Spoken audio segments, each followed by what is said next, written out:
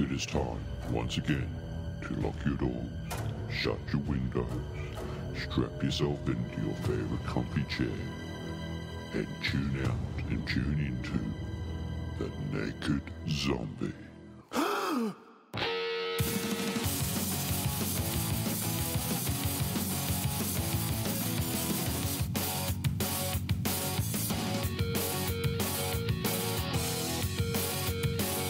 It is time, once again, to get your kid off and get naked with the zombie. That's right, you are listening to the best in Australian paranormal pop culture radio, The Naked Zombie. I am your host, Brad Scott, and tonight we have The Naked Debate. And joining me tonight on The Naked Debate, of course, as usual, the good-looking and stunning, yet young, Liam. G'day, Liam. How are you? Oh, I'm good, mate. I'm good. You know you're always a bit of an eye candy. Always a bit. What does your wife say when I talk like this? Is she getting worried yet, or what? She's getting a little concerned.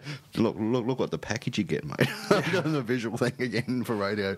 Wazzy won't be joining us tonight, unfortunately. He has prior commitments. That's fine, but we will be ringing Craig Powell from Whisper, West Sydney Paranormal Research tonight as well. We're going to ring a bit later on during the show because he's got some great news for us that we want to share with the world. And first off, before we get into the Naked Debate tonight, we've got to run through a few things. Moonlight Tours. Tomorrow night. So tomorrow night, it's almost here. All right, go and do your thing, mate, because I'll be there tomorrow night in all my clothed the glory, so I don't want anyone to think not coming because I think I've run around the buff. I gave up those days years ago. It's still a bit cold as well, so... Yes, I have nothing to show. All right, mate, go for it. So, yeah, tomorrow night we'll be having our next Moonlight Tour at South Brisbane Cemetery, so we've still got a couple of tickets left. So anyone who's interested in coming along, it's a fantastic, around about a 2-hour walk through the cemetery. We go to a number of different graves and have a look at the history behind each one of those graves and the people who lie within it. Anyone who's interested, by all means, drop by either the Naked Zombie page. There's a link there to get in contact, or Haunts of Brisbane. And, if you can get in quickly, you'll be able to snatch up the last couple of tickets. And that's right. And myself and hopefully Wadsy will be there tomorrow night, trying to coach young Andrew into it. Like, it depends on his work schedule at the moment. And it is a long way for him to come. So definitely myself at this stage, and hopefully Wadsy. And we will be there to talk to everybody and have anyone questions about the zombie as well and what we do. But it is mainly about the Moonlight Tours because we'll be participating as the audience while young Liam here does his thing. You will. I'm going to promise, man, I'm going to sit there quietly and not make any funny noises. Yep. I promise, this time. This time. I'm in the cupboard. Anyway, so also some more news. Yours truly, thanks to the Ghost of Oz and Alex and Glenn and Danny, I'm going to Sydney on the 1st, 2nd and 3rd and 4th of September to be part of their wonderful program. I've got an invite, and look, I'm truly over the moon with this because having another paranormal radio show, think highly enough of another show to want them to be part of it, you know what I mean? Because we are paranormal pop culture. We're not just solely about paranormal. We also deal with other aspects of the paranormal from the norm. And they've invited myself along, so I'll be in Sydney for a few days, and I get to go. And I'm just going to pull up the details now. Well, you have to excuse me because I've just eaten dinner and I'm quite full as a goot. Let's have a look here. So going to this. Don't you just love when I do this stuff? I just scroll through stuff on Facebook when I'm chatting to people. So usually I'd say you and Wadsy just take it away now, but it's just me and you tonight. That's right. Also, just while I look for the information because I'm lost, the Naked Zombie Radio T-shirts will be here soon, and they're going to go up on the website under the new shop. The merchandise. Yeah, what do you reckon? That's it there. Do you see it? I saw them the other night. I think they're fantastic. I designed them.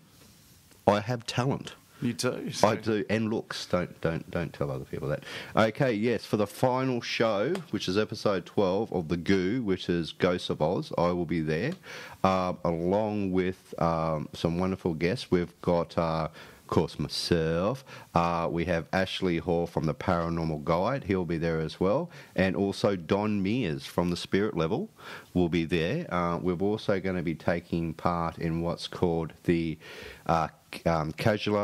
hope I pronounced that right, Powerhouse Ghost Tours. Now, that will be on the Saturday night. If you go to the Naked Zombie fan site, you'll find the link for that. There's still some tickets available. It's a meet and greet, as well as basically an hour and 20 minutes or nearly 2 hours tour throughout the building. We get sort of free run, and we get to go and experience something new. So I cannot thank the Ghosts of Oz in Sydney for taking the time to make this all happen. So thank you. I am truly stoked. You know what I mean? Seriously, I spoke to Glenn last night, and he's a funny bugger.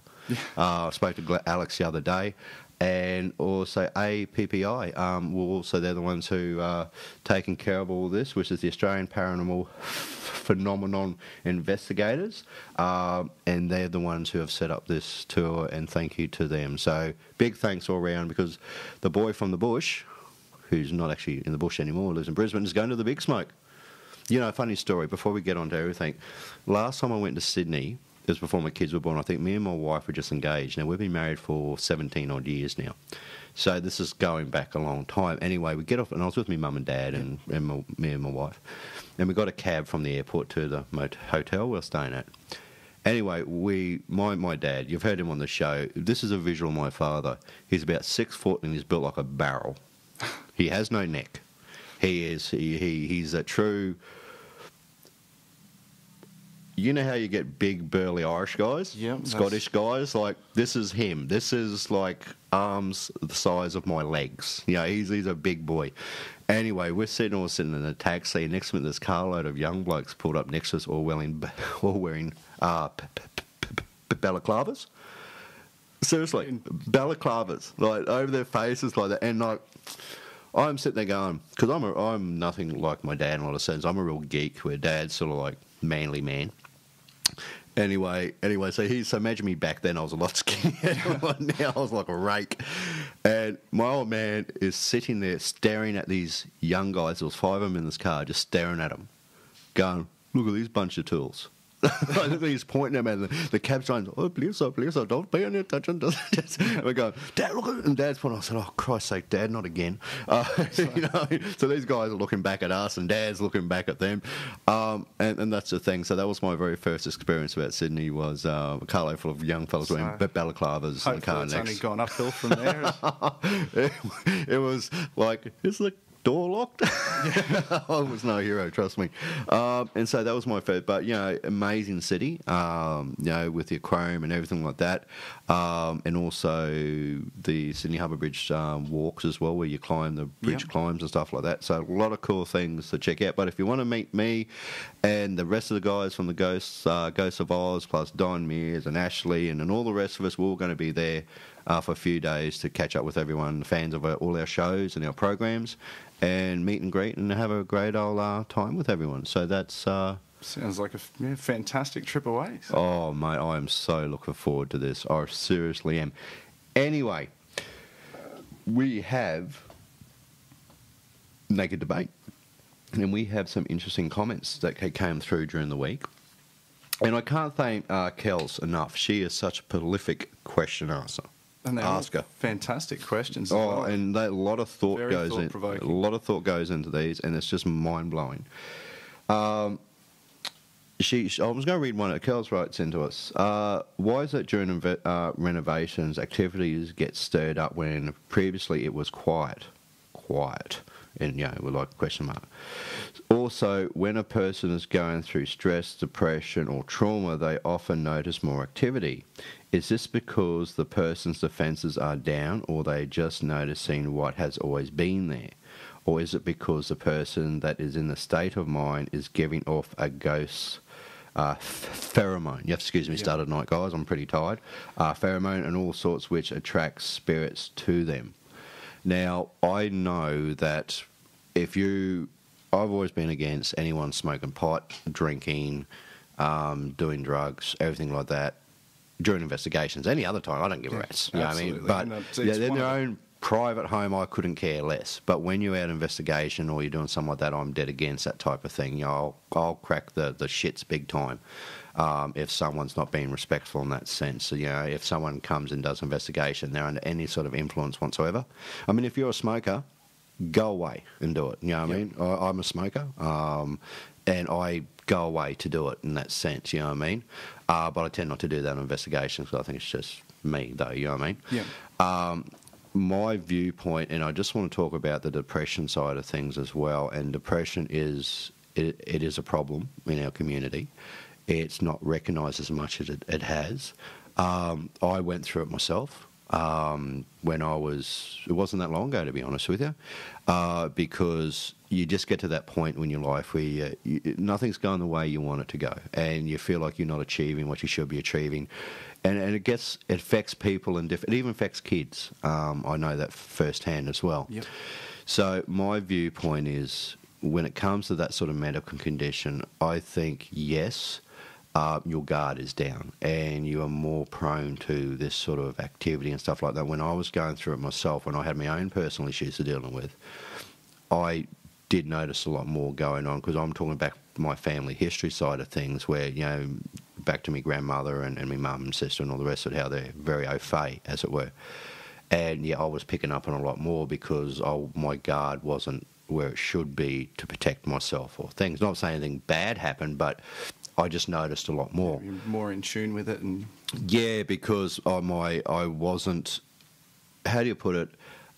Depression is a really weird factor in a lot of people. So it affects people differently. And with me personally, when I went through it, and look, I don't care. I am very open about the fact that when I was going through that period of my life, I had a problem. Right, and a lot of people do have these problems, and some people won't admit to it, some people won't. And it took my wife years to get me going and see a doctor, and this is another story, but she took years, and I finally went and did, and rest is history, and now I'm fine, you know, yeah. because I've done what I had to do, and now I'm back on an even keel in that sense. And so a lot of that stuff isn't as prevalent now as it was.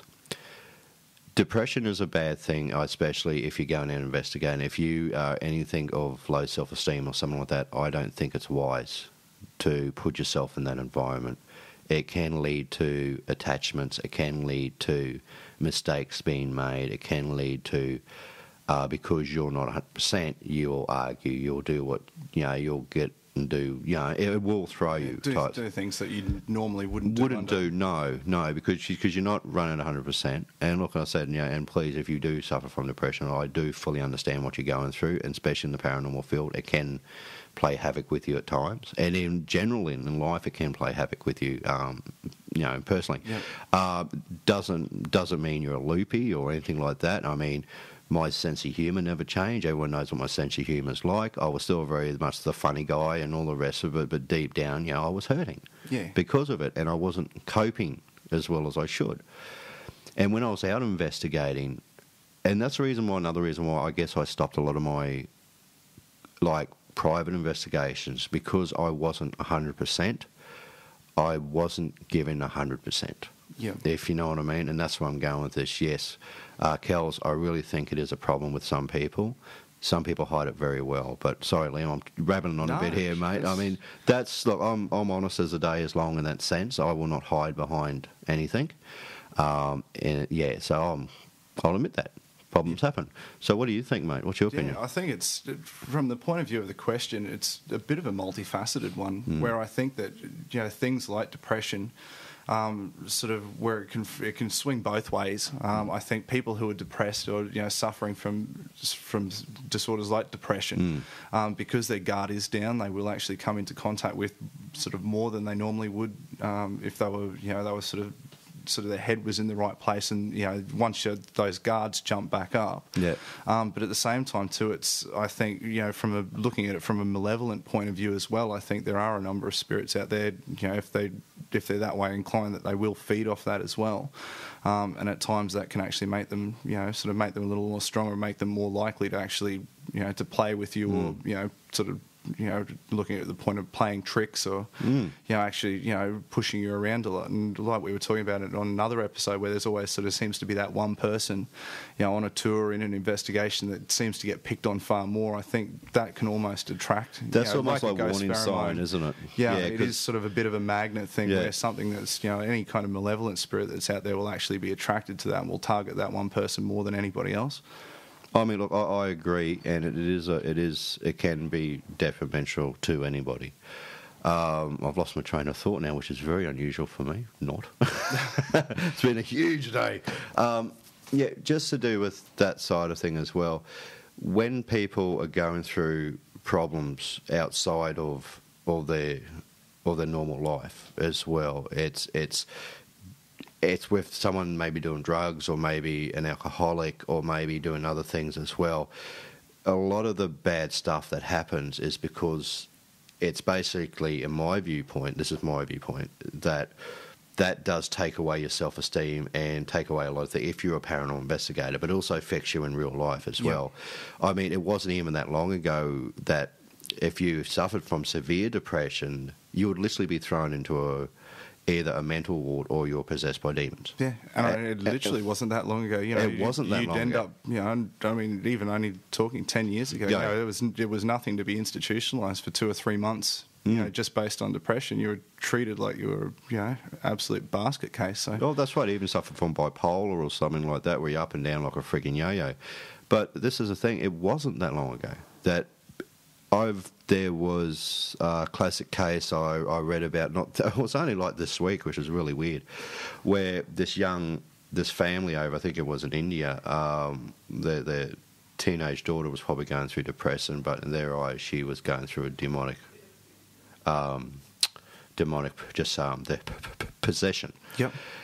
She ended up dying because they performed some sort of ritual on her where they all crowded on top of her and all the rest of it. She basically they suffocated her by accident. Now, that's still some cultures' beliefs. You know what I mean? That if someone does suffer some severe depression or something like that, it's not due because, you know, everything could be wonderful in the world. Well, look at Scott, the guy who, Ridley Scott's brother. Yeah, just a couple of days ago. So. It jumped off a bridge. You know, this is a guy that's produced amazing movies. He's done some amazing things in his life. But for someone to take that, to snap like that and go, no, I can't deal with this anymore. I know I met a young girl, she was 16, and this is really sad. I met a young girl, I was on a private investigation, and I would just have to speak to the family and stuff like that. Anyway, and I noticed something wasn't quite right with her. You know, she was a friend, one of the girl's friends and that, and I started talking to her and I said, you know, and I noticed she had a few cuts on her arms, and then I said, you know, I think, have you gone and spoken to someone? I pulled her aside, you know, quietly. I said, listen, I know what's going on. You can see it a mile away. You can pick up the telltale signs of someone who cuts themselves because of depression and stuff.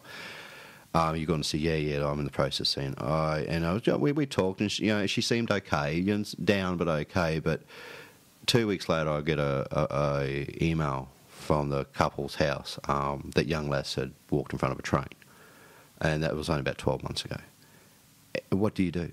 You're only speaking to that person 2 weeks beforehand. Yeah. You know what I mean? And yet there was no obvious, you know, there was something wrong, but you didn't know the extent of that level. And this had to do with the fact that she was there and the house was supposedly haunted and all the rest of it.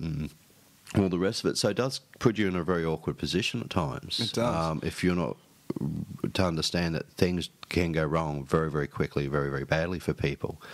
So, yes, my personal advice to you, if you are suffering through something like that, I would personally go and see your GT, speak to a GP, speak to family members, speak to your doctor. There's no shame in it. It's not like it was. And there are a lot of people who do go and seek help, and you'll find if you are suffering a lot of paranormal events outside the norm that you're used to, I guess in a lot of ways, I would think about it. Are you suffering from something like that? You know, is early stage, or you might be in severe bipolar, whatever. You know, and so, you know, that's something I can understand and I hold dear because, you know, it's nothing wrong with asking for help. Yeah, and I mean, even something as simple as just finding somebody to talk to doesn't necessarily have to be your parents or you know, your GP. You know, you can do it anonymously or find a friend who's willing to listen. If you're a man, Beyond Blue. It's a men's help thing for people with depression. I know we got slightly off track in some ways regarding this, but because it's such a topic that is so prevalent, and we understand more about it, but we still don't understand 100% of it, I think it's important that we discuss this side of things. We're not going to the medical side or anything like that, but it can affect you in different ways. So that's my viewpoint. Liam, your thoughts on that? I thought just exactly the same. Yeah. So there's no shame in it, folks. So you know who you are. If you think that's affecting you, please go and do what you need to do. Go and speak to someone who can help you, because trust me, I know firsthand there is light at the end of the proverbial tunnel. Yeah, and it's far more common than I think. A lot of people think. And there is still that social stigma to it. Yeah. And it is common. There's nothing. It's more common today. I don't know whether it's just been brought to more light because we are sort of the lifestyle we lead nowadays, that we're under a lot of pressure to perform and under a lot of pressure to do the right thing by our families and all yada yada yada.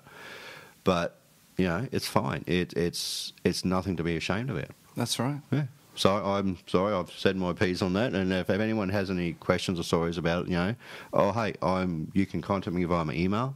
Look, I get buckets, loads of emails on a daily basis, and I do try to get through them all.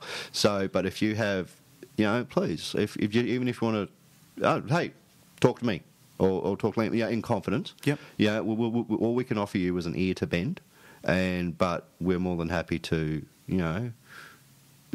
there'll be a stage where we're going to say, well, you really need to see somebody. We're not professionals, we're not trained, we're nothing like that, but sometimes it's good just to vent. Yeah, I mean, it's usually just that initial, action of talking to somebody. It can lift a lot of weight. Yeah, of just course. To start with as well. So, of course. And the next part of that question, well, the first part of that question, but I went straight on to the other side of it. The first part of the question about renovating. Does it spruik up activity? I've heard this over and over again. Yes, I reckon it does, because, okay, say you've got an old house, right? And I call this a broken record syndrome. It's a really weird way of putting it, but basically it is. You when you renovate a house, you take a wall, put in a door, alter the premises, you've changed things around and stuff like that. Now, if there was anything there, it would have got used to its surroundings the way it was.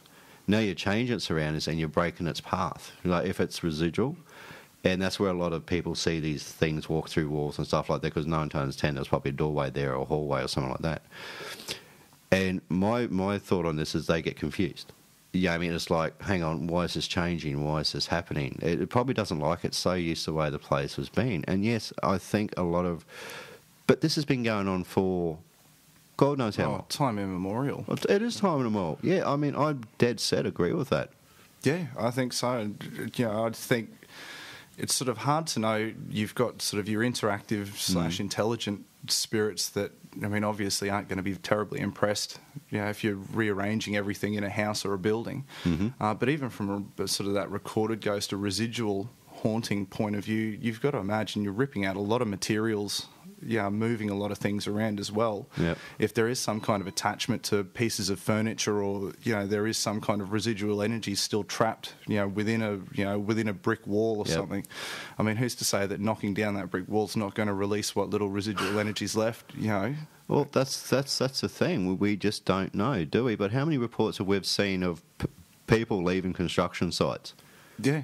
Because of builders going, no, I'm not working here, there's too much weird crap happening. And I mean, like the tools go missing, ladders go flying. It's the trademark story. I mean, every country pub, when they go through a renovation, and every country pub with a little ghost story will always admit that once they rip the bar out and they rearrange some things, the activity jumps through the ceiling. Because the old guy who used to sit at the end of that bar now can't sit there anymore. Well, he's now sitting in the bistro instead.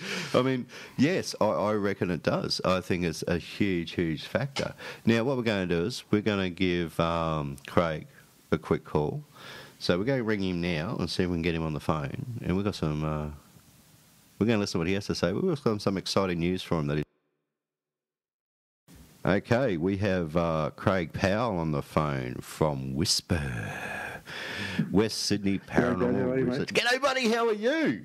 Yeah, good, mate. Good to be back on the Zombie. Oh, mate. It's always a pleasure having you on the Zombie. Liam's here as well. You want to say hello, Liam? How are you, Craig? Good. Yeah, just the two of us tonight, mate. What's going on, boys? I'm on the Zombie again. Yeah, well, looking forward to this. Mate, no. Well, the thing is that I have noticed in the last few days, you guys have had something truly amazing and wonderful happen. And I want you to tell the zombie audience out there all about it, because I think what you guys are embarking on is truly wonderful, and you'll do us proud. and do the paranormal community proud in my eyes, and Liam's eyes, and the zombie eyes. Look, basically, we want to do some filming in India, right? And there's a production that we're going to put together. It's called When Darkness Falls in India. Now, this has been a brainchild of a good friend of mine named Attila Cowdy from Validate, and also Moonlark Media. And as long as I've known him, he's had this goal, he's had this dream to get this production up and running. And we were quite honoured when he involved us into production to be a part of it. And mate, we're trying to turn this dream that we have into a reality. I don't think we're very far away from it. And in short, mate, we're going to go and we're going to film When Darkness Falls in India. And just to put it bluntly, it's going to be 5 Aussies with different backgrounds, different cultural backgrounds, and we're going to be dumped in India into a place of, mystery and mystique and such a colourful place. Oh, with, the cultural side of it's amazing. And layers history. to it. And basically, When Darkness Falls in India, as the title says, the journey of life begins with death.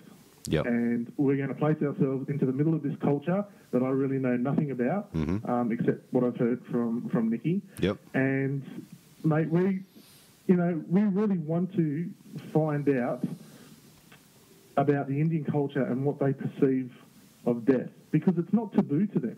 No, it's not. As it is with such Western cultures, because, it's a place of, over 1 billion people, and you can imagine the amount of births and deaths that they have in this country. So, myself coming from a Maori background as well, it's something that's not very taboo for me as well. But we want to take viewers on a ride with us into deepest, darkest India, and we want to take them places where people have never been before and experience a culture that they probably never have dreamed of in their entire lives. And we'll get to see a side of things that is just uncommon to us. There's something in there for everyone. There'll be a bit of ghost hunting. We're going to meet up with people who think who are outcasts from villages because they've been called witches. We're going to go to places that no one's meant to go after dark. And the crux of it all, though, is about death and how they perceive death. And we are actually going to be the ones that are with people in their final moments. Bloody hell. Wow. Before they actually pass into the afterlife.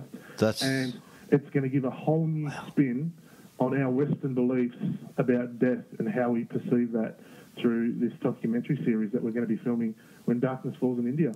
Mate, me and Liam are both here shaking our heads going, my God, that is incredible. Unbelievable. It's seriously, we're both looking at you and I going... just touched on the surface with it as well. I'm just scraping the surface with why we want to go and what we want to achieve when we go there. But like I said, there is something in there for everyone. There'll be some, psychic mysteries in there with some mediumship work. There'll be, I'll be getting out and looking for something called the Churail in India, which is a story Nikki told me a long time ago when I first met her. And her father actually encountered one of these spirits in a graveyard one evening. And the typical siren, I guess you could compare it to the Irish Banshee. Yeah, they want to drag you to your death, in other words. They want to take people on an adventure with me to, because I've been mystified by this thing for years. Yeah. So, I want to find it. I want to find what it's about. And there are things in this documentary that will just blow your mind. And we're going to take you places, like I said, you thought were not, places you'd never think or dream that you'd ever go. We're going to take you there. Oh, mate, we're stoked. And now the biggest thing is, how can the Naked Zombie Army help you reach this goal? And this is what main reason I'm getting on the show tonight, man. This is where our audience may and can be a part of this in some small way. Show some support. Yeah, look, we want everyone to be a part of this with us. Like I said, we want to take everyone on a journey. And the really cool thing about this production already is it's already got guaranteed airtime on Australian TV. There you go. We just need to get there and we just need to film it. And how can we do it? Basically, from as soon as we get to the airport to the time we get back, we're going to be filming this. Yep. And We want everyone to be part of it, and the way you can help us get to India to do this production is by pledging some money for support.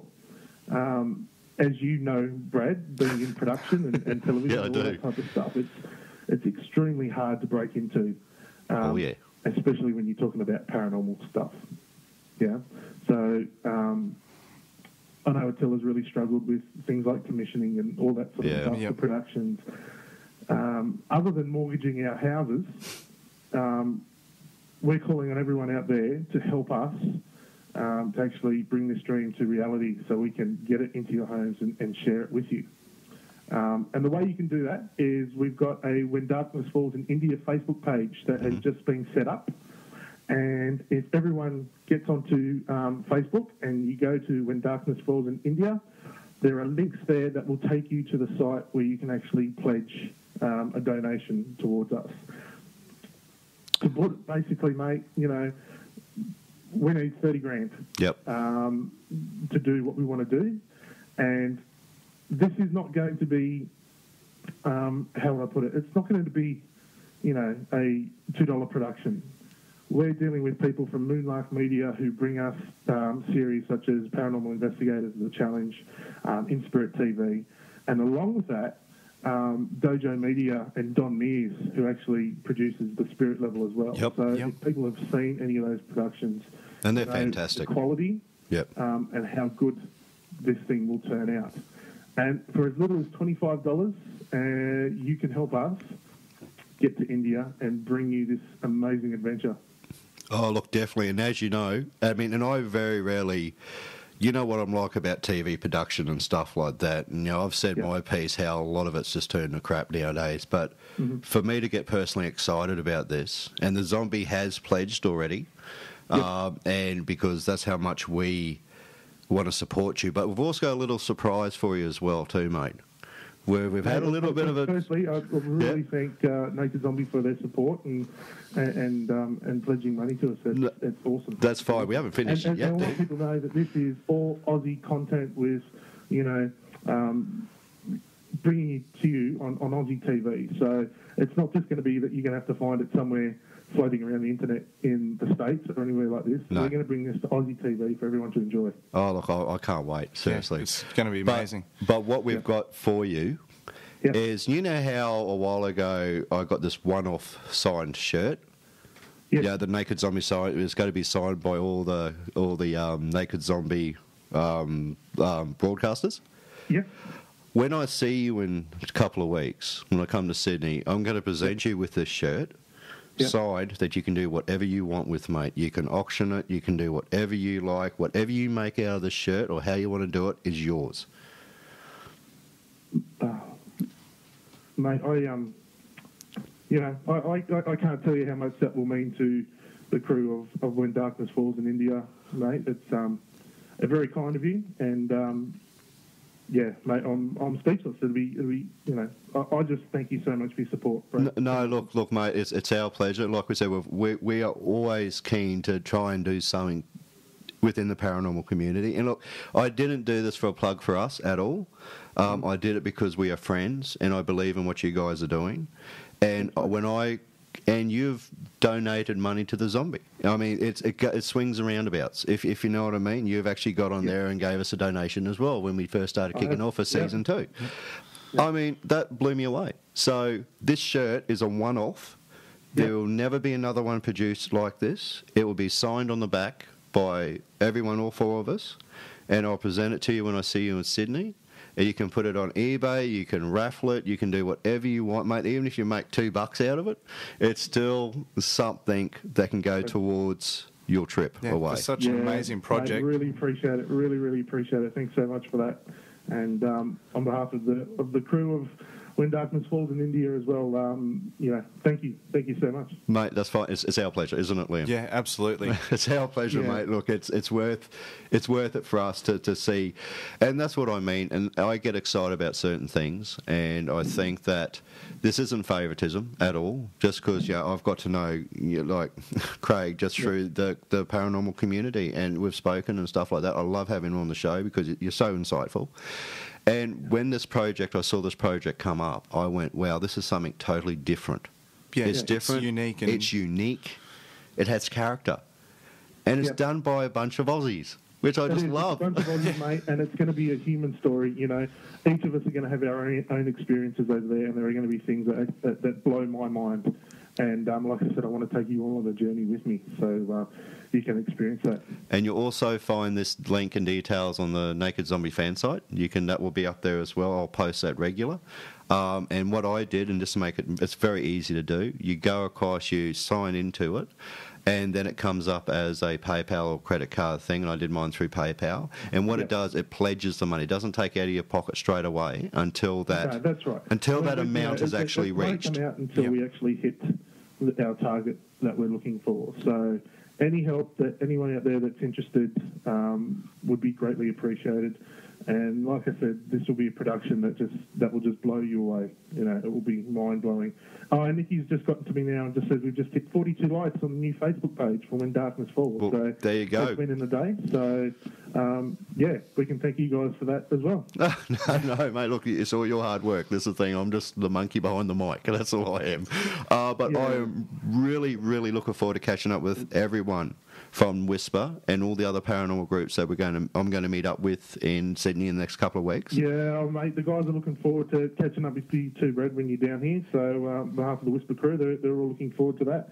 And, mate, we just want to bring you production that everyone can be a part of and everyone can be proud of. So, help us out. We'll greatly appreciate it. No worries, mate. Well, I'll do everything that we can on our side of things to help you reach that target.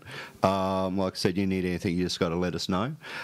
Craig, I cannot thank you enough again for joining us on The Zombie. It's been an absolute pleasure as always, mate. And mate, love being on The Zombie. Thank you for having us again, and thank you for letting me plug When Darkness Falls in India. Mate, like I said, great calls, great thing. I think it's a wonderful opportunity. All right, mate, we'll let you go, and I'll see you in a couple of weeks, and I should have that shirt by then. It'll be signed by everyone, and like I said, you can do what you want with it. Looking forward to it. Awesome. Thank you so much. All right, matey. Speak soon. Yeah. Bye. Have a good night. See you, buddy. Bye. Well, how's about that? That's pretty damn amazing, isn't it? What they're going to do. It's from a concept of it's a different culture and a completely different perspective, on death and dying that I'd say the vast bulk of people wouldn't even think of. So, I mean, that's the thing. I these are places, personally, myself. Eventually, within time, I think we would get the opportunity to go and experience ourselves. But to see someone else take the first steps, as it were, to actually produce something that I know Craig and I know the Whisper team and I know the guys involved who are doing this will give it their all. It's not going to be slapped together. It's going to be a proper production, and it's going to do us proud as a community. Yeah. And this is what I'm about. It's not about favoritism. Like I said before, they have an idea, they have a project, and they need our help. And I was more than happy to... Well, sorry, not just me. The Zombie team was more than happy to pledge a bit of money. We don't have a lot ourselves, but great project to do it and stuff like that. So so if you guys out there, Naked Zombie Army, I love yous all. This is not for us whatsoever. This is for a great group of people who are trying to do something. Get on the website, check it out. Look, little as $25. Yeah, even if it's a small amount, it goes some small way towards it. I really love to see them succeed, and I think it's important for our community in Australia, and expats overseas or something, even people from overseas who want to see something different. Yeah. Then check it out, donate, and let's see if we can get these guys across over the seas to bring us something truly amazing to Australian television. Absolutely. How's that? Brilliant. I think so too. Well, we're going to stop for a quick break right now, and we will be back shortly with more of Naked Debate with the Naked Zombie. I'll get it. Dude, dig the zombie motif. Dude, you're going to the 2012 Zombie Walk. We're here in Brisbane, and in aid of the Brain Foundation of Australia. Dude, I'm there. By the way, can you stop chewing on me now? Sorry. That's right, Zombie and Zombettes, the 2012 Brisbane Zombie Walk in aid of the Brown Foundation of Australia. Come and join us on the 21st of October 2012 at Victoria Park for a fun-filled day of fun, excitement and scaring the locals. For more details, go to www.brisbanezombiewalk.com.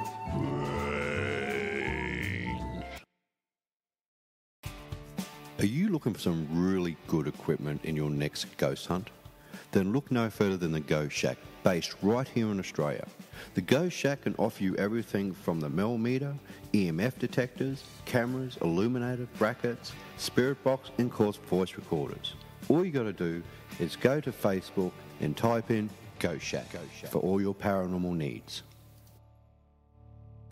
And we are back with the naked zombie, with the naked debate. Everything's got a nakedness about it, hasn't it, mate? No, it's all naked. It's all naked. It's raw. Pristine and clean.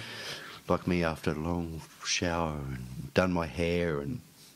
Yeah, stop laughing at my baldness. That's why I wear a hat. Anyway, hey, listen, just something was brought up. Alan Tiller from Eldon.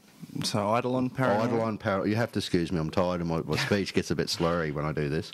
Eidolon Paranormal posted and Liam reposted it on our website. Why do you think ghosts/spirits appear dressed in clothing and not necessarily in the clothes the person was buried in, nor the clothing they wore during their lifetime? We always hear about the woman in white.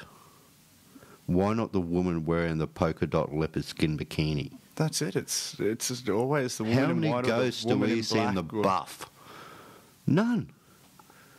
Not that I've seen. No, that's just I've seen a couple of me time, but I've never heard of really like anyone in the buff doing the nakedness as an apparition. It's an interesting question, a very interesting question. Now, I don't know whether it's people's perception of when they pass and how they want to be seen. If you know what I mean, like a lot of it's in the era, I guess. Like you always hear about the spirit dressed in certain period clothing and stuff like that. You hear about spirits, they may have passed on, but they are wearing clothes that don't suit their time period. Because, you know, their haircut and features. Yeah, you know, people's genetics change. Expect. Well, you know yourself.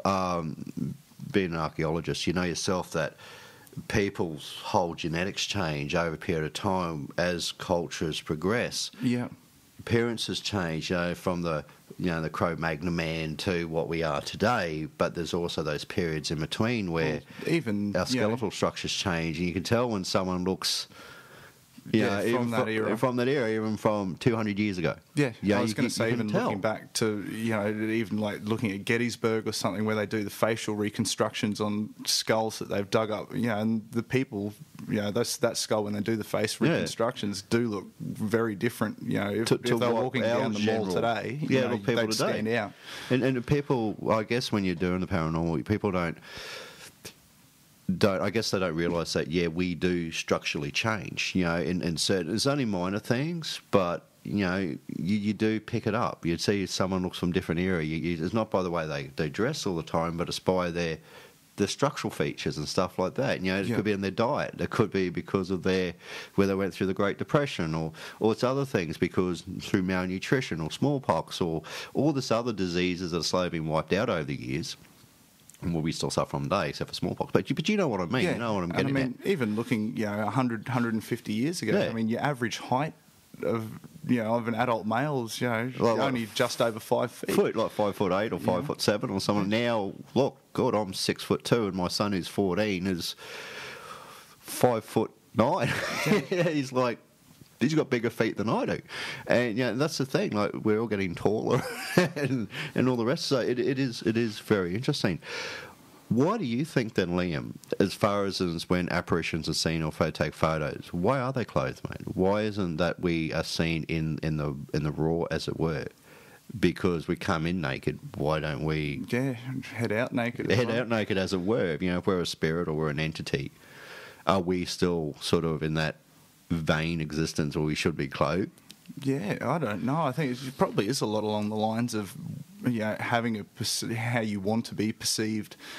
So I mean, I'm not sure about ghosts being dressed in clothes that they weren't known to be wearing in life, but I mean, and that's always a stereotypical thing. The woman in the dress that looked like it came from the 1800s. Yeah. But I mean, if you'd had some kind of history that stated that the person who died in a residence, died during that period, well, I guess you'd kind of expect them, if they were projecting how they wanted to be perceived, that you'd expect them to be in the clothes of 1800 style clothes, or there's so many stories about soldiers being seen in full dress uniform, full military outfit. But I mean, that being said, on the flip side of that, how many times do you hear about ghosts just being dressed in a t-shirt and shorts? I mean, well, actually, funny story.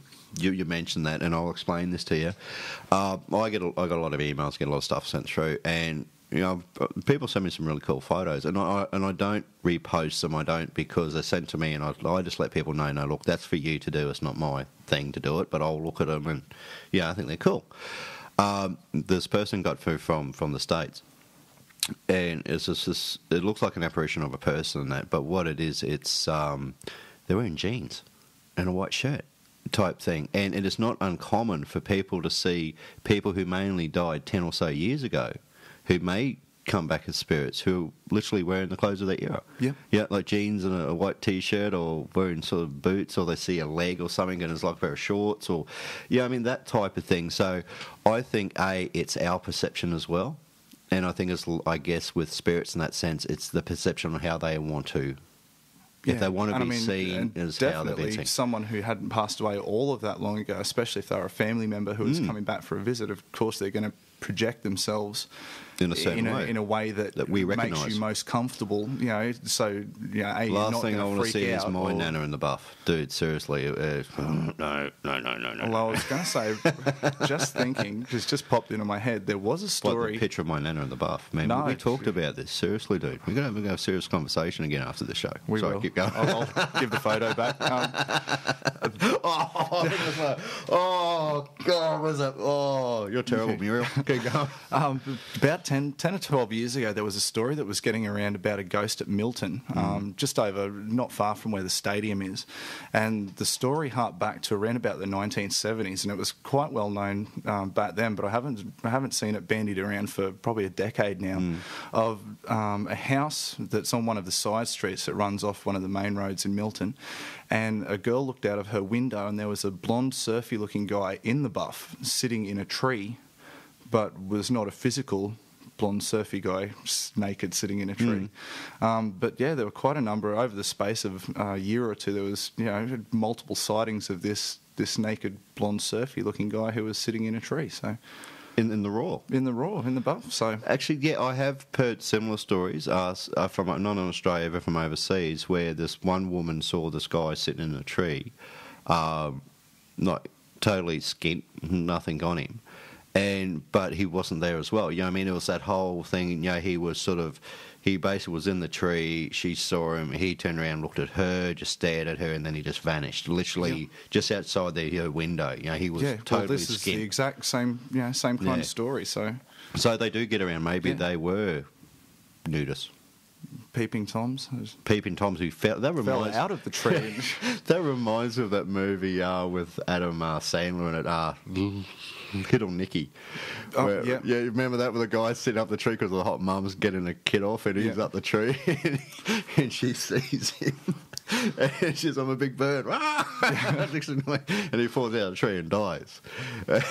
It's just the same thing, and he goes down the hill, and he goes, hello, and he goes, so you're the guy who likes looking at hot mums, do you? Well, we got a treat for you. Next to this big black crow jumps in from behind, and he's going, I deserve this. I mean, just think of that image. The probably guy was a peeping Tom, and he was checking out ladies in the neighbourhood, and that's how he still gets his jollies. Yeah, you just don't know. It's an interesting concept. Personally, I've only really seen a couple in my time investigating, which even now I still think, is that what I actually saw? If you know me, because I still question myself on that. Yep. Did I actually witness something? And I've seen a lot of weird shit in my time, and weird crap as well. And it's like, well, did I actually see what I thought I saw? Was my mind playing tricks on me? But I can guarantee it. the ones that have been witness to, they've all been clothed. It's like that Maori bloke, you know. I only saw the top half, but he didn't have clothes on.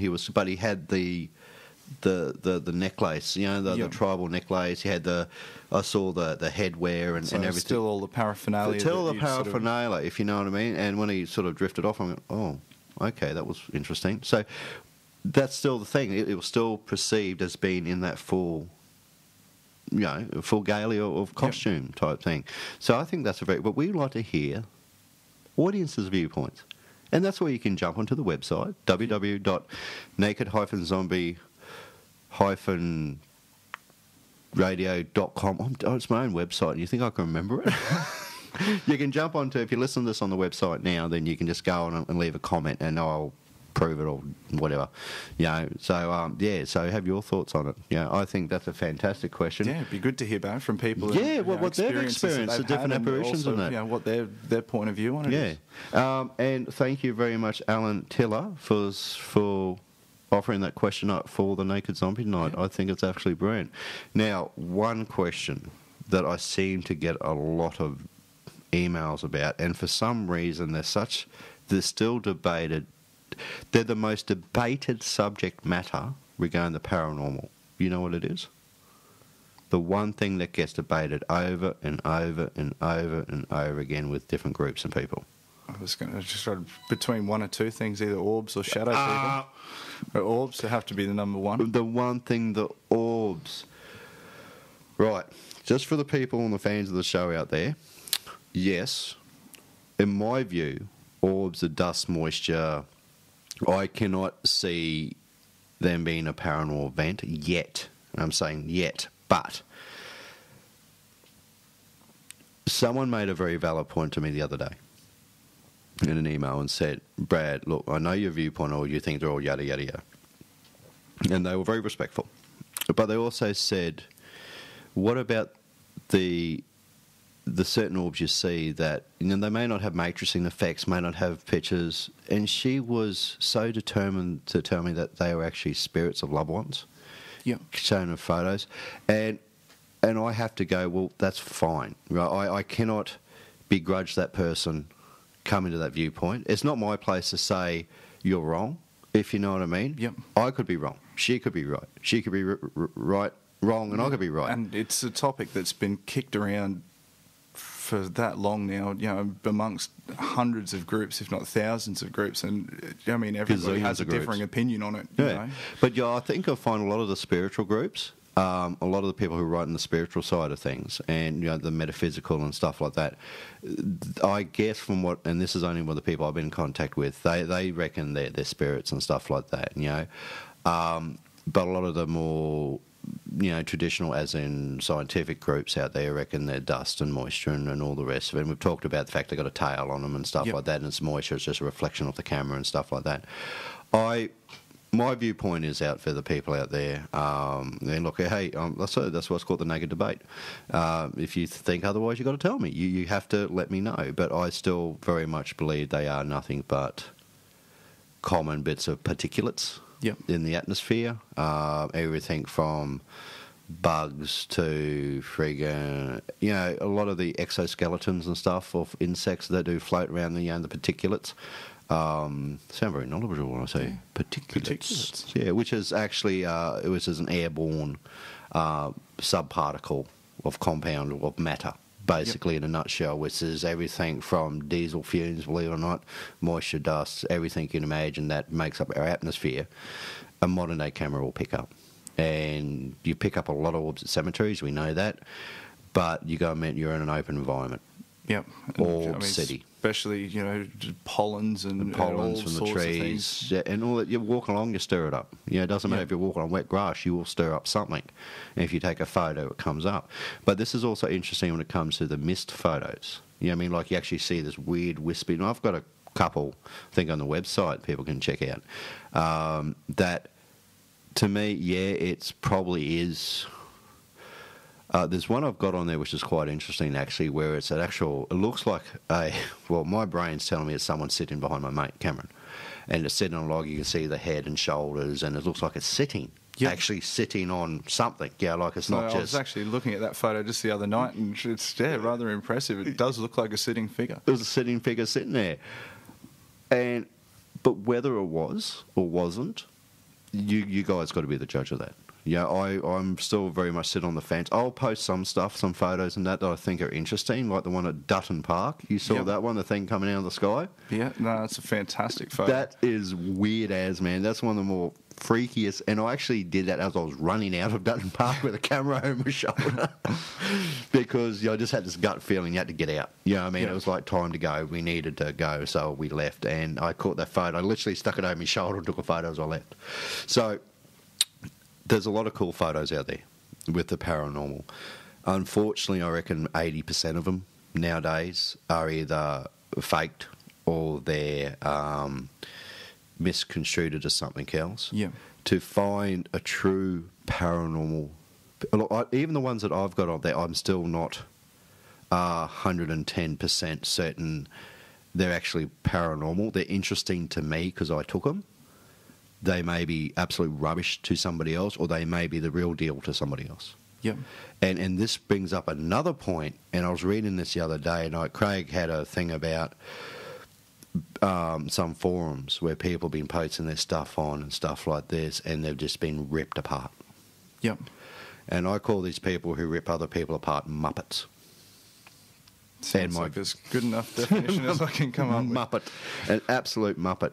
Now, personally, I can't see the justice in... If I was to post something out there on the wide world web and in a forum, and the forums are great, I love forums, right? Forums are a great communal place to get together and chat with fellow members of the community. What I dislike about forums is the Muppets who get on there and start ripping other people apart regarding the information that they've put forward in good faith, that someone can look at and go, well, this is what I've found, and this is what I want to show the world, which is great, and they have every right to do that.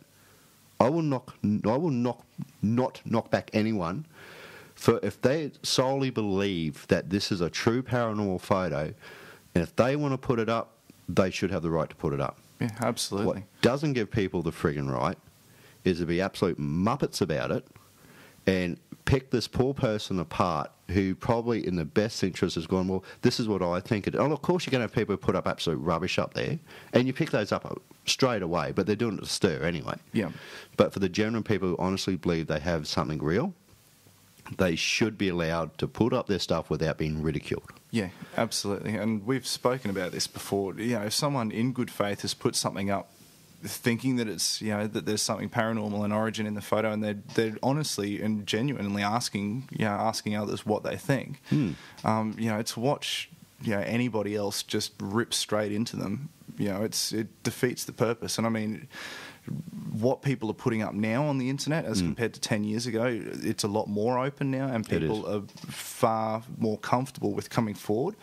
But that kind of behaviour on the internet with people jumping on others is, you know, it's only going to stop people from wanting to put things up because... And sharing it with everyone else. And it is. It will become, you know, more closed again, you know, like it was 10 years ago, where people will be too scared, you know, of being picked apart or ridiculed for putting things up. And this is what we're trying to get away from nowadays. We're trying to grow up a bit. We're trying to show a bit of maturity about the information we share.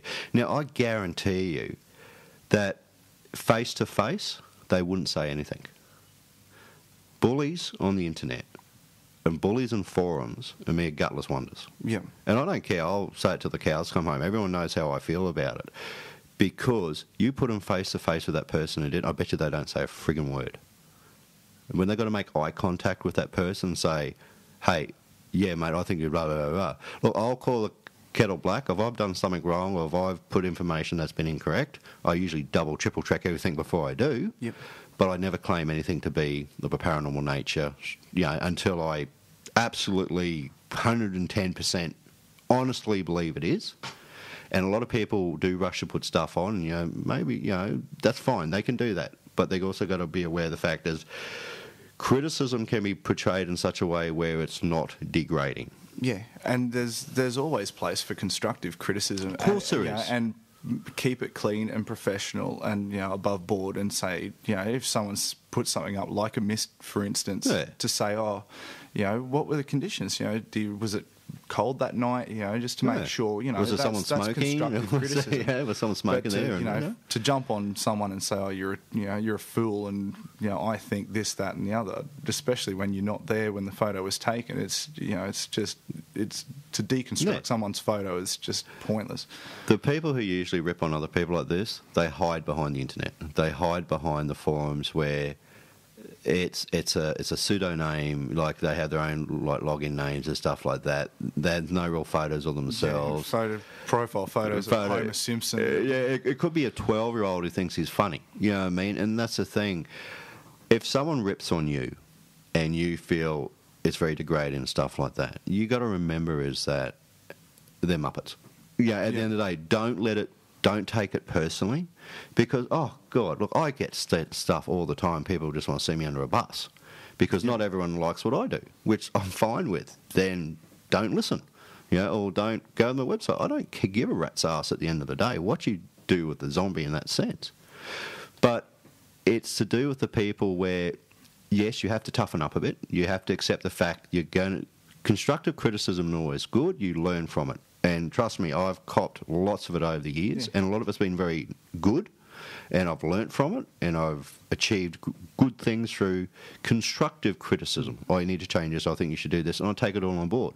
And then I don't go still do what I want to do anyway, but I do listen, But ripping people apart on these forums, and it was brought up the other day, I don't agree with it. I think gutless wonders, I think Muppets, I think people who really got nothing else better to do with their lives. They're not actually physically. They're probably not even out to investigate. They're just jumping on these forums to stir people. Yeah, it's so much easier to deconstruct something and smash something down and stomp on it than it is to actually proactively try and get something or. And if you're that tough, do it face to face. And if you think you're that cool or that intelligent, half the time they can't even string two simple words together. Yep. Get up face to face and do it then, and tell them to someone's face. Don't hide behind the internet. If you've got something to say it to their face. Yeah, absolutely. Don't ring them up on the mobile, stuff like that, and do it. I don't know. You can't see it. You're protected by that technology, and that's the thing. You're protected by technology, but it goes vice versa too. I had a funny thing happen to me a while ago. There was this group out there that started up this, when I had Ghost Hunters Australia, group that started up this whole picking the fakes of the paranormal, something like that anyway, and they were just, and I was top of their hit list. Absolutely right at the top, and they're just giving me heaps on Facebook, like absolutely just drilling the crap out. And so all people kind of, oh, Brad, look what these people are doing. And I got on there and went, oh, cool.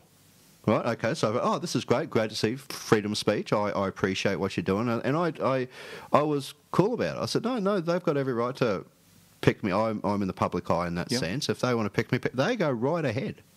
I don't care. And actually, I turned that situation from being, they were expecting me to get all upset and stroppy and everything, to, no, look, they let them go, and actually put their stuff on my Facebook page. And, look, this is what these guys write about me type thing. They're more than welcome to. So... And that sort of diffused the whole thing. Yeah, and by the end of it, it's like, fun in it anymore. It was like, this isn't any fun. From the very first moment, because I took control of the situation, and this is a little psychology trick. Take control of the situation in hand, and don't respond to the way they want you to respond. You know what I mean? And that's the thing. And guess what? It's easy to do. Just ignore them. Yeah. They get bored and go on to something else. So that's my soapbox time. Yeah. I'm going to do a thing called Brad's Rants or something like that. I get on my little soapbox and I say my piece and I get out over in the air. And this is what a lot of people won't do nowadays. Yeah. They won't stand up for what they believe in. If you believe 110% of what you're trying to do and what you're trying to achieve, you get out there and you do what you need to do. Yeah, and I think the absolute bottom line is that no one's got the answers. No. Whether you've decided to get interested in the paranormal and you've only been doing it a week, or whether you've been doing it for the last 15 years. I mean, everybody is in a position where they're learning. That's right. New bits and pieces of technology are coming up, and new things are bound to crop up. From time to time. So, no one's got the answers, and it's that open constructive criticism and discussion that helps, people right from, day dot when they first start out looking into the field, right up to the, the most experienced researcher. It helps everybody. Oh, look, I'm more than happy to someone come up to me, stand right in front of my sofa and say, Brad, I don't agree with what you're doing. I don't like what you do, yada, yada, yada. That's fine. Yep. I think as long as it's done in a way where it's you're not being a muppet. I really want to say, but that's fine. I mean, I will. If I don't like something, I usually don't do it over the internet. I actually take the time to go and see somebody. If I can. And I talk to them about it because I think it's important to share that communication and be the bigger person over it. But for the people out there who do cop it, chin up. There are a lot of people out there who will support you in the decisions and the actions that you make. Yep. And those are the people that will be with you in that sense. Yeah, that's exactly right. For every one person that knocks you, there's 10-fold or 20-fold and that's who what are going people to support forget you about. and stand behind you. But people out there in the forums, and I think it's important that they listen to this side of it, is that if someone's putting something out there, if you see someone getting ripped on, stand up. Stand up and make yourself known that you do not agree with that. Yeah. And they'll get tired of... They'll go to another forum or another forum until they're all out of forums. In that sense, you know what I mean? So stand up, be heard, don't be scared. If someone's ripping on somebody, stand up. And I will. I've done it plenty of times. And because I don't really care. Because at the end of the day, I'll never rude to them. I'll never put them down. I say, I think your comments were unnecessary. And I think you should really consider what you're saying first. Yeah. And that's what you got to do. You don't have to swear and carry on them. There's no need for that. We're all adults, most of us. Yep. Yeah. Vast majority. And I climbed back on that bloody soapbox again, didn't I? Yeah. Oh, man, I'm sorry, folks out there. I think that's why people like this side of things, is because I just go off. I stomp my feet and go, rah, rah, rah, rah, rah, rah. No, it's all good, and I love yous all. I love the Naked Zombie audience. They're freaking awesome. They're fantastic. And look at our fan site. Isn't it doing well? It's doing exceptionally well. And thank you to all the new listeners that have have gone out and licked your screens with your rough tongues. Seriously, thank you to all the people who have jumped on. And look, don't forget, if you're jumping on the website for the first time, you see that big F symbol, hit it. And it takes you across. And there's a lot of stuff on there that doesn't go on the website because I just get to the website when I do stuff. But the Facebook page, the fan site, is always on there. And also Moonlight Tours, Haunts of Brisbane. Check them out. Check out Liam's things because he's a very smart man. Thank you. And very nice to look at. Oh, I'm sorry, man. I'm going to stop that. Your wife listens to this, and she's going to thump me right. I'll have to Skype it in for the future. She's going to punch me right in the throat over it. So that's what was brought up. Okay. Something's been making me think the last couple of weeks, and it has to do with investigations and this apparent necessity to have to undertake investigations during the night time. Because it always strikes me that a lot of these groups, especially as they're portrayed on all of the television shows, will do an initial walkthrough during the daytime, and it's all done quite quickly. But sort of it's always waited, sort of this long waiting game until the sun finally goes down, and then it's the perfect time to do investigations. However, for a site that's haunted, if it's haunted during the night time, it's haunted during the daytime as well. And what are your thoughts on that? Well, I think it's quite good in both aspects because, like you said, if it's going to be haunted 24/7, I think with a lot of the TV shows, they do it for that fear factor, if you know what I mean, because everything's more spooky at night. Trust me, you walk through an old abandoned hospital during the day, it's like just walking through any old building during the day. You can see your professional, your vision's good, you can see everything around you. But at night, it gives it that whole different genre of being scary. Yeah. So you get yourself preamped up for that scary side of it. But believe it or not, a lot of events, if you've noticed, you've looked around, especially a lot of the videos, you see just people who post videos have captured something like out of random. Yeah. They're all during the day. Well, yeah, especially, 90% all the random photos are during the day. If it's going to happen, it's going to happen no matter what. As I can understand it as a TV side of things, because it's like when the TAPS guys, great bunch. They do their side of it. They have their initial walk around and everything like that, and then they set up and they do the investigation night, and they go into the night vision side of it. Yeah. But did you also know, and this is an interesting fact, that those cameras they use and actually work in zero lux, so it makes them look like friggin' daytime. That's how good these cameras are. Now, what it is, they actually tone that down a bit to make it more visually spooky because you can't see all the shadows, yeah. if you know what I mean. So a lot of these really high-end video cameras are zero lux. I mean, they work in total darkness. It's like having a thermal imaging camera. You can basically see everything like it's daytime. A lot of aspect, but you'll find that if you look at the Ghost Adventure side of things, they do walk around with lights on the cameras. Yeah. Yeah, if you know what I mean. I do see it's a bit of half and half, bit of night vision, but also they walk around with lights on the camera because you get the colour, you get the surroundings better and all the rest of it to me. So much of a muchness, if you know what I mean. I investigate during the day, investigate at night. I think it's a preference, a choice for it. If it's haunted, it's haunted. At the end of the day, no matter what you've done it. And you'll see a lot of stuff out there is actually caught during the day. Yeah, and I think, from a pure research point of view, I understand it with infrared photography or if you want to do some UV photography because that's not going to work quite as well during the daytime. But, yeah, I mean, I can't see any reason why you can't. I mean, especially for people who've got a bit of equipment for doing any kind of EBP work or, just standard photography work, it's all going to work during the daytime. That's right. So, look, I think it's a preference. I'm really stuffing up my words tonight. It's a preference of choice and whether or not a team's going to do it in the daytime or nighttime. I don't think it's... I think a lot of it's because 90% of us work and nighttime, the weekends are our playtime. Yeah, and we try and make the most of it. So we'll start during the day and work our throwaway during the night. I've done a lot of investigations at night, but I've also done my fair share during the day. And that comes to another point is the equipment side of it. Great equipment out there nowadays. Absolutely phenomenal equipment. And, hey, listen, if anyone else wants to send us some equipment to test out, we'll give it a run-through for you. No, exactly. We've got some really cool stuff lined up for the near future that we're not going to tell you because we're not going to tell you. We have got some really cool stuff happening as far as what we're going to be doing and our investigation side to bring to the radio show. So we've got some... it's happening, that side of thing. But I'd be interested if people want to, so if there's some makers of, because you will get it back. We're not going to keep it. If you've got something you want us to field test or something like that, we're happy to do that as well and give you our honest opinion on it. Because if you expect us, if you're going to send us something and say, hey, if I give you this, you give us a plug. No, it doesn't work that way.